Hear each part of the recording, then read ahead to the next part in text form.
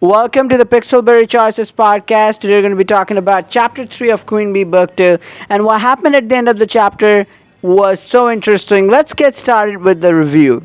So, first thing first, we start the chapter again in our dorm room with Zoe, and we're wondering about the post on the X or the T as we know it that someone leaked our chats with our professor, and specifically the professor's messages from last year when the professor didn't see us for a long time and got desperate and sent us text messages, and they were really messages that proved him to be a creepy guy or someone who is just intruding on our main character's life and getting desperate. So that put him as a desperate person.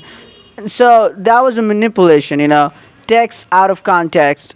And then we're worried about it, and X on the T, they're still going on about how we are rubbing shoulders with Tinsley, our main character, and Zoe, and also so on and so forth about different stuff.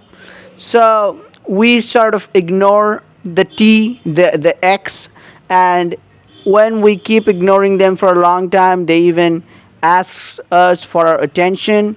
This X, they ask for our attention that why isn't our main character replying to them or anything. So we say they're so childish.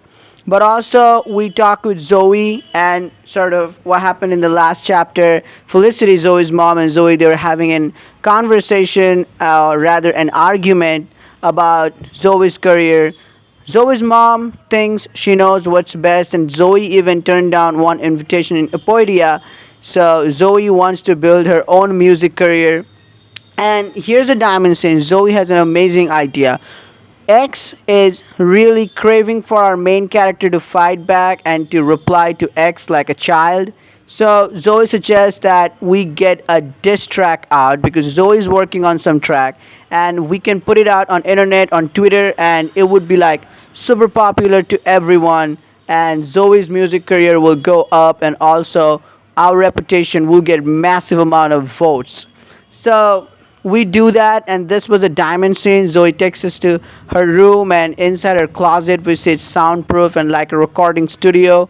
We go inside and we can rap. So this was really interesting. I mean, the writing of Queenb book is, I always say, it's super good, and the rap song they came up with, it was really in a beat and it slapped.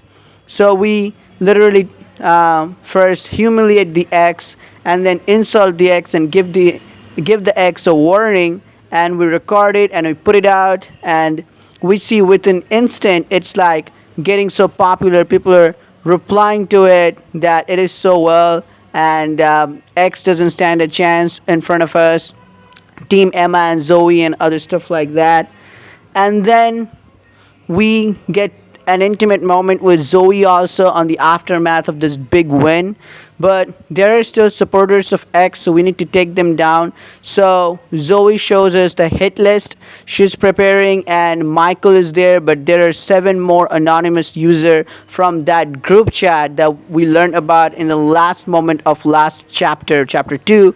So what we do is that we go for our next target, that who could have exposed the professor's chats to our main character, who could have had access to the professor's phone. So we think of Lexi, but we sort of eliminate this because Lexi is obsessed with professor, but she wouldn't do anything that would hurt the professor's job. So we go for the TA the professor has.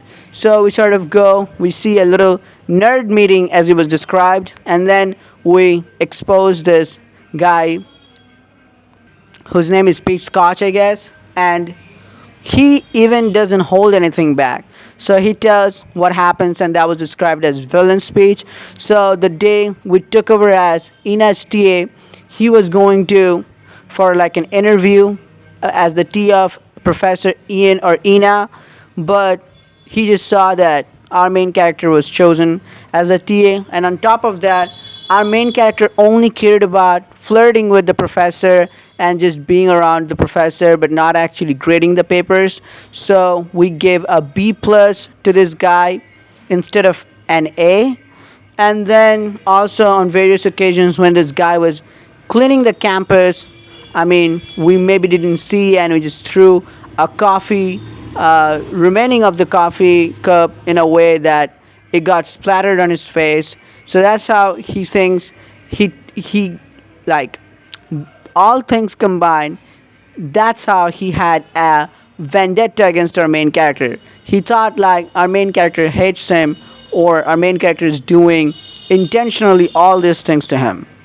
So later on, we get to confront him and that he has done it. And again, as usual, we take a photo of him to add to our hit list. And it's a diamond scene. We can take a photo of him and we promise him if he walks away, if he doesn't work with X anymore, we will not tell the people about his B grade. But then we take his photo, and Zoe even live streams him while he's down on his knees.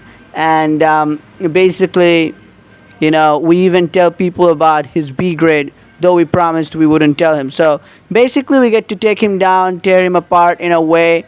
So here's something I felt that they should have. I mean, in a later event, they do give us the option of good girl route or bad girl route. But I think this is where they should have given us the option to choose the bad girl route or good girl route, because what we did to this guy in a kind of way, after his story, I think things could have been dealt. I mean, we could have turned him in our side because this was what he felt and how it happened.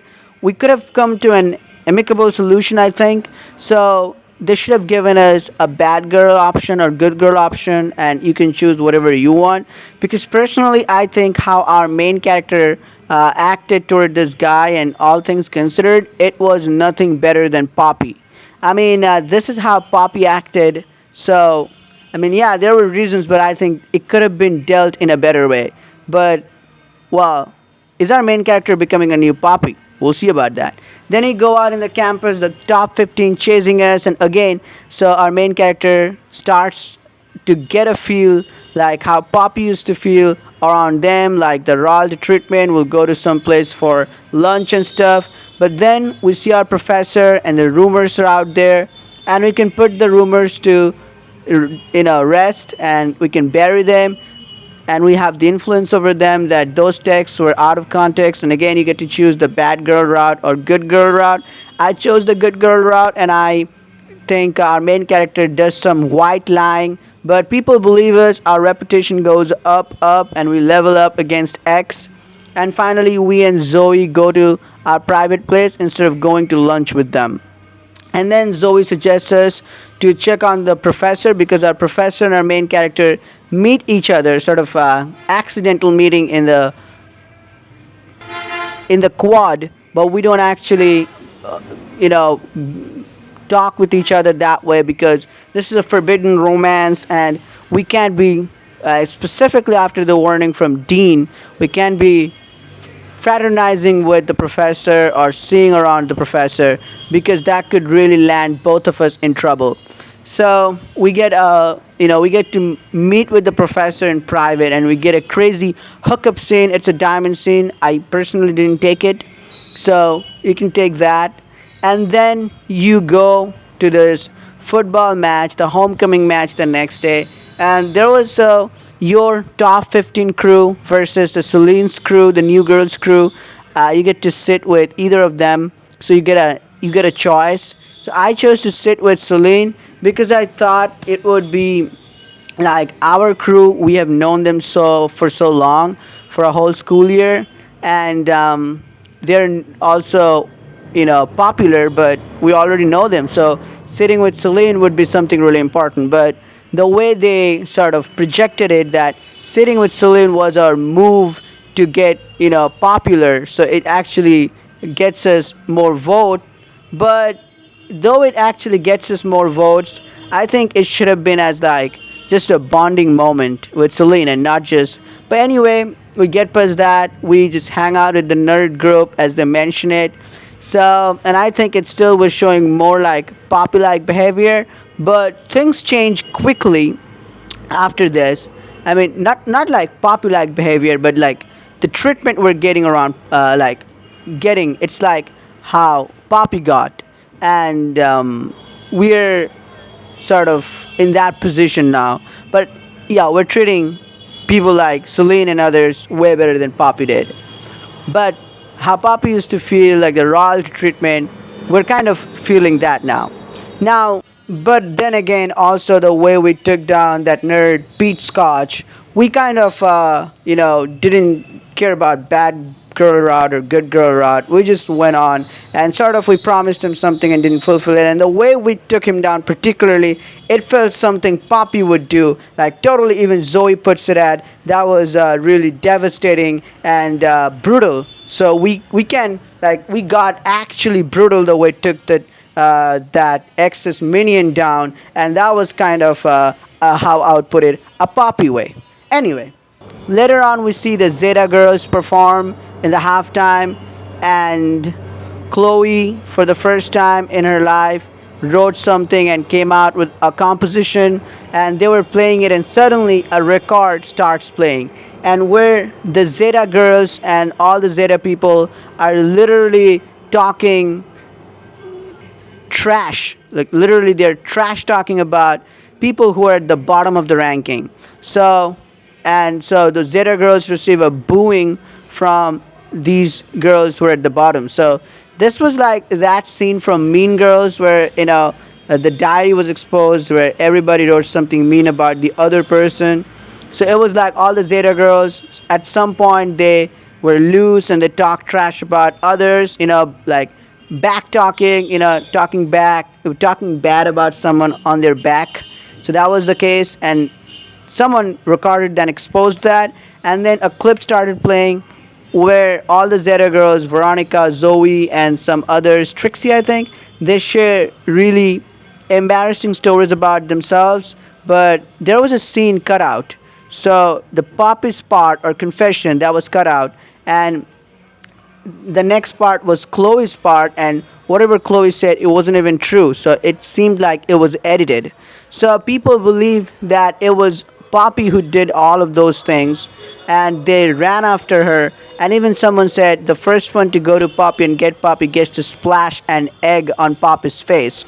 But then Zoe tells us like why Poppy would do that. I mean, this is yeah, Poppy got kicked off the dance team, the Zeta house, but that doesn't mean Poppy would put a target on her back. This is quite easy to guess who would have done that, and it would be Poppy. So Zoe comes up with this idea, and our main character agrees with it that it's X, because X first with some of their minion, manipulated with Scotch. They manipulated the professor's text, and then now they are manipulating Poppy. But why would they put a target on Poppy's back? Poppy didn't do it for sure. Poppy wouldn't want to put a target on her back. She's not that dumb now. But the X is doing it because Zoe hypothesizes that maybe Poppy's been on hiatus for a long time. She went off. So maybe Poppy has some information about the X that we don't have. And X feels like Poppy is a big threat to X. So we need to go to Poppy. We need to get to Poppy before the whole crazy, the whole mob of clown get to her.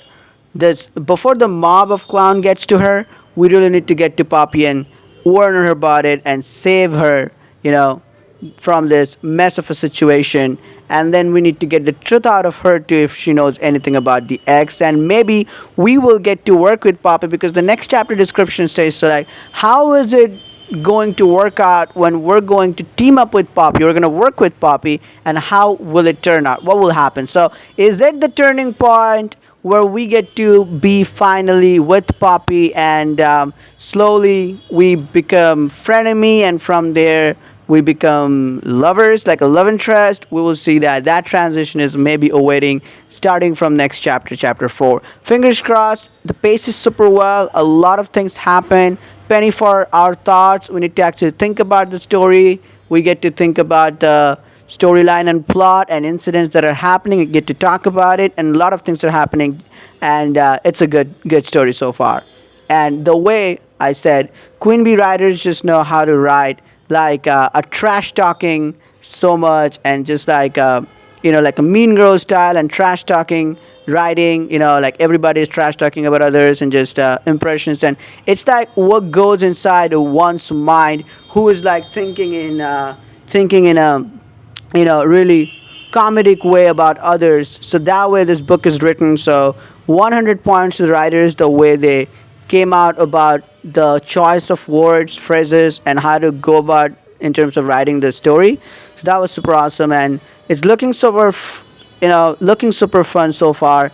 And in a rom-com and like a comedy and like a competition trash talk kind of a genre, this is just stands on. This is or like a competition genre even. So this just stands on. This is just a spot on book.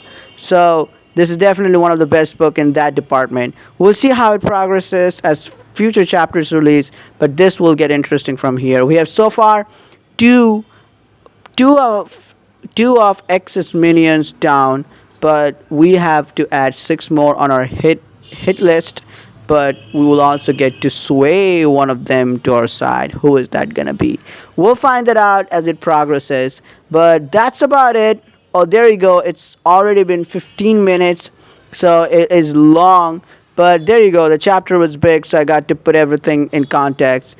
But let me know in the comments below how did you feel about the chapter, and I'll see you in the next video.